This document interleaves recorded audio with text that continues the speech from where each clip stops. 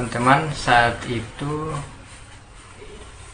kurang lebih beberapa hari sebelum saya masuk ke perguruan tersebut, sebelum masuk menjadi anggota, saat sore saya pulang dari ladang, dari tempat saya mengambil buah sawit.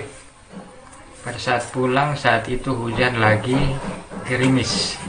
Jadi saat itu saya baru pulang dan saya terus ke belakang, dan kebetulan di belakang camp tempat saya menginap, di sana ada sebuah sungai kecil,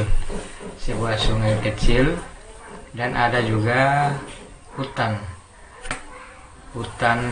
itu tidak tahu alasannya kenapa sampai dikasih tinggal ada hutan sedikit di tengah ladang, dan juga ada sungai di situ.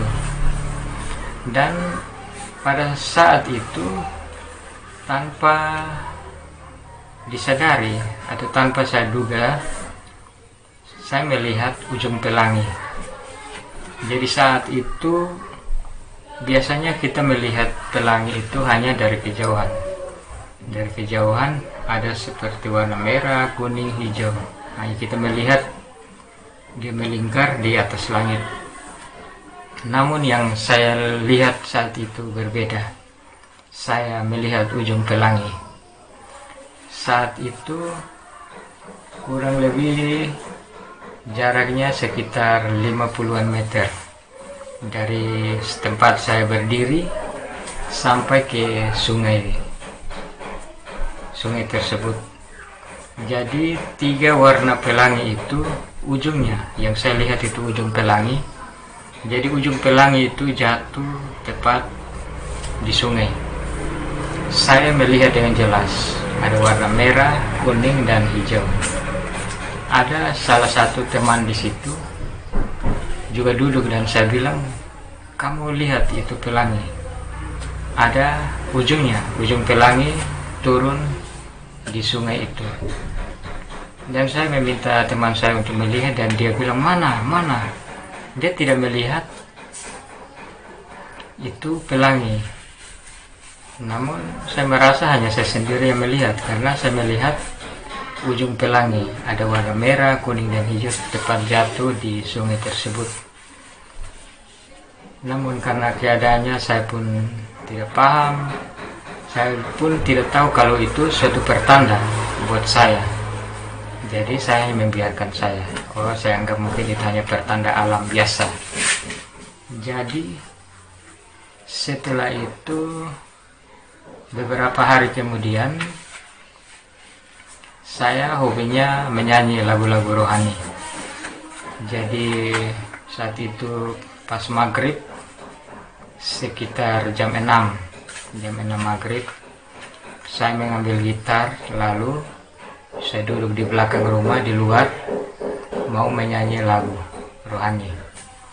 Pada saat saya menyebut nama Yesus, ku mau cinta Yesus, pas saya menyebut Yesus, langsung tiba-tiba mata saya ini melihat dunia ini merah seperti darah. Jadi mata saya ini tiba-tiba berubah menjadi merah pada saat saya menyebut Yesus. Jadi saat itu saya menyanyi, ku mau cinta Yesus. Tepat pada saat saya menyebut nama Yesus, disitulah mata saya ini melihat dunia ini merah seperti darah. Saya ketakutan, lalu langsung masuk ke dalam rumah menyampiri teman-teman. Itu adalah pertanda.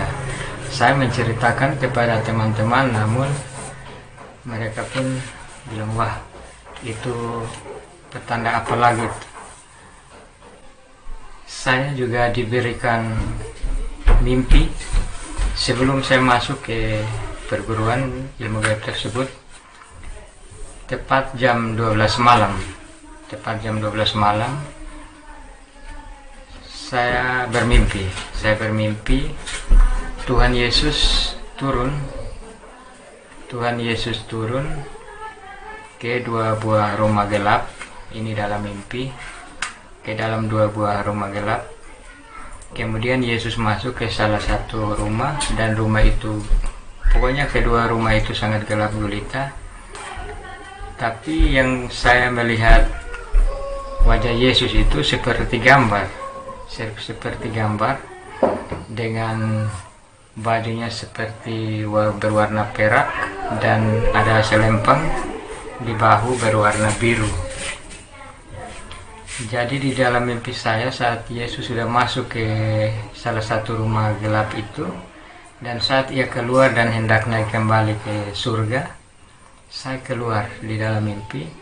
Saya keluar dan saya berlutut dan menengadahkan tangan begini. Ini posisi di dalam mimpi. Jadi saya berdoa, Tuhan tolong saya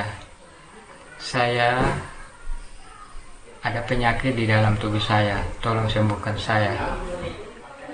Dan kemudian Yesus tidak berbicara apa-apa, langsung dia naik ke surga. Dan pada saat ia naik, tiba-tiba saja cahaya-cahaya kemuliaan itu seperti percikan-percikan cahaya berjatuhan dari langit, jadi mengenai tubuh saya, sekujur tubuh saya, dan saya posisi menengadahkan tangan begini, dan cahaya-cahaya itu masuk ke genggaman tangan saya, dan cahaya-cahaya itu teresap masuk ke dalam tubuh saya, hilang. Jadi cahaya-cahaya itu jatuh tepat di tangan saya, langsung hilang. Tiba-tiba saja saya terkejut, saya sadar dari tidur.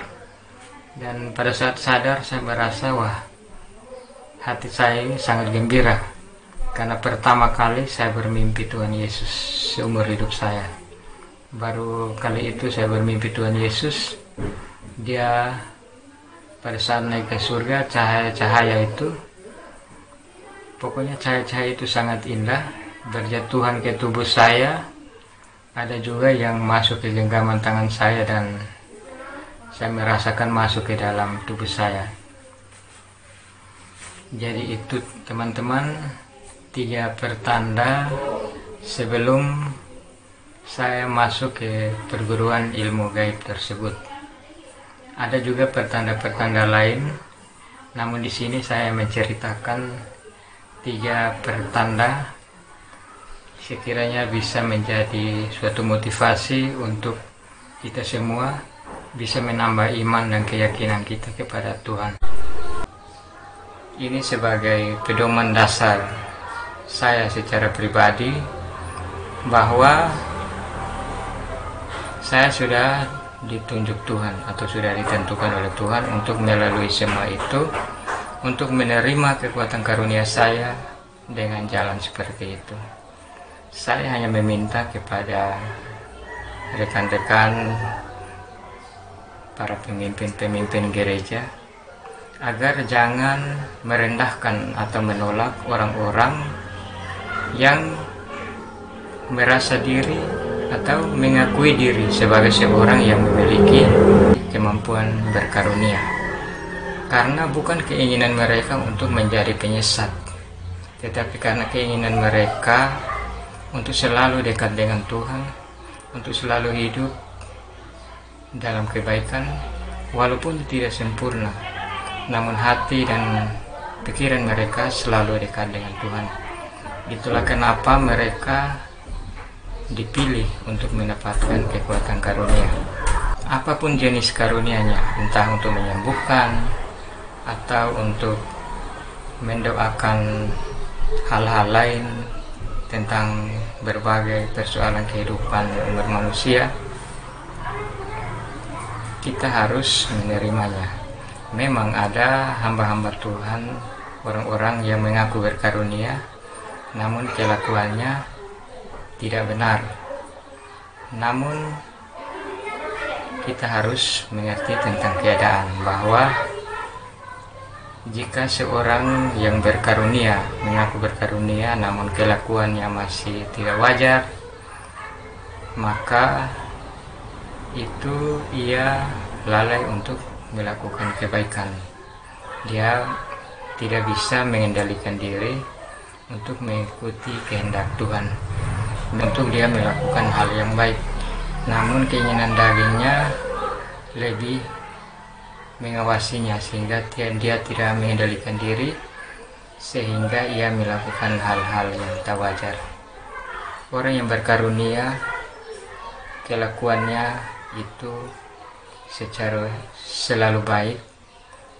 Kehidupan, cara hidupnya itu tidak sama seperti orang lain. Ia selalu berusaha untuk hidup dekat dengan Tuhan di dalam perbuatan dan tutur katanya. Jika seseorang mengaku memiliki kemampuan karunia namun kata-katanya tidak sopan, selalu melakukan dosa, selalu melakukan hal-hal yang duniawi, melanggar aturan kemanusiaan, maka dia tergolong orang-orang yang masih dikendalikan oleh keinginan jahat. Jadi dia harus berusaha untuk lebih mengendalikan diri lagi. Bukan karena ada roh jahat di dalam dirinya, bukan.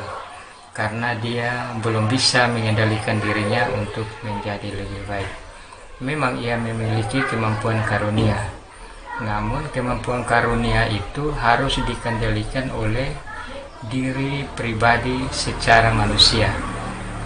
Harus dikendalikan oleh diri pribadi secara manusia, karena apa yang dikatakan oleh roh di dalam diri, baik melalui penglihatan, pendengaran, feeling, atau melalui pikiran, atau melalui gerak-gerik tubuh lain, harus disesuaikan dengan kehidupan nyata secara manusia. Apakah melanggar tentang ketentuan kehidupan atau tidak.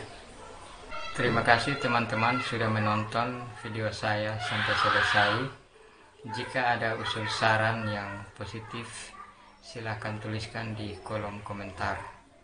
Bagi teman-teman yang selalu merasakan keanehan, selalu merasakan pertanda-pertanda di dalam kehidupan, maka selalulah berdoa, percayalah bahwa ada maksud Tuhan di balik setiap penderitaan kita, di balik setiap perjuangan kita yang selalu gagal.